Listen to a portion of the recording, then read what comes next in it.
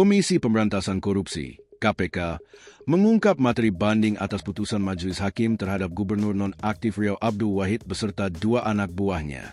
Jaksa Penuntut Umum (JPU) KPK mempersoalkan sejumlah pertimbangan dalam vonis tersebut, terutama hukuman 2 tahun penjara yang dinilai berada di bawah batas minimal ancaman pidana dalam Undang-Undang Tindak Pidana Korupsi (UU Tipikor). Juru bicara KPK Budi Prasetyo mengatakan JPU KPK menemukan perbedaan antara pertimbangan hakim dan amar putusan. Dalam pertimbangannya, Majelis Hakim menyatakan ketiga terdakwa turut serta melakukan tindak pidana secara bersama-sama. Namun, dalam amar putusan, Abdul Wahid dinyatakan bersalah berdasarkan dakwaan alternatif ketiga pasal 12B tentang gratifikasi. Sementara itu, Mu Arif Setiawan dan Dani M. Nur Salam dijerat dengan pasal 12E tentang pemerasan dalam jabatan.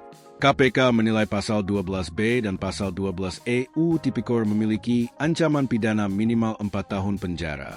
Namun, menurut KPK, ketiga terdakwa justru dijatuhi hukuman 2 tahun penjara.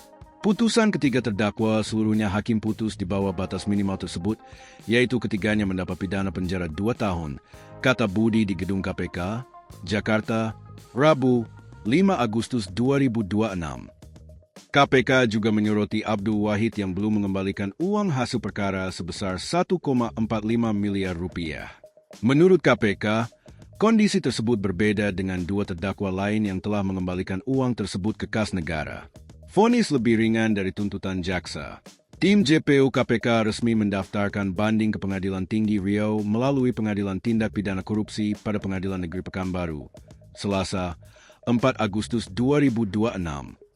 Budi mengatakan langkah tersebut diambil setelah JPU KPK mengkaji pertimbangan hukum dan amar putusan Majelis Hakim.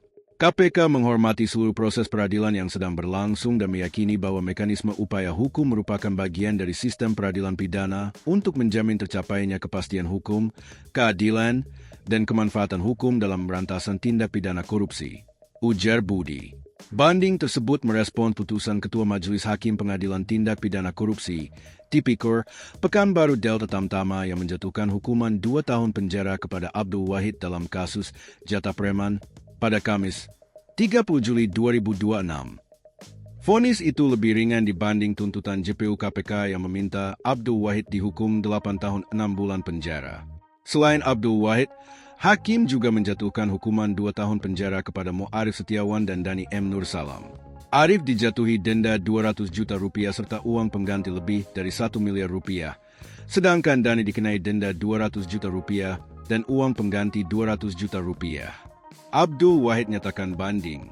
Abdul Wahid menyatakan keberatan atas putusan tersebut dan memastikan akan menempuh upaya hukum banding. Ketua PKB Riau itu menyebut dirinya tidak melakukan perbuatan yang didakwakan dan menilai terdapat persoalan dalam proses hukum yang dijalaninya. Fakta-fakta persidangan diabaikan, maka oleh karena itu saya menyatakan banding ke tingkat lebih lanjut. Mudah-mudahan saya mendapat keadilan dan saya akan terus cari keadilan, ujar Wahid usai sidang.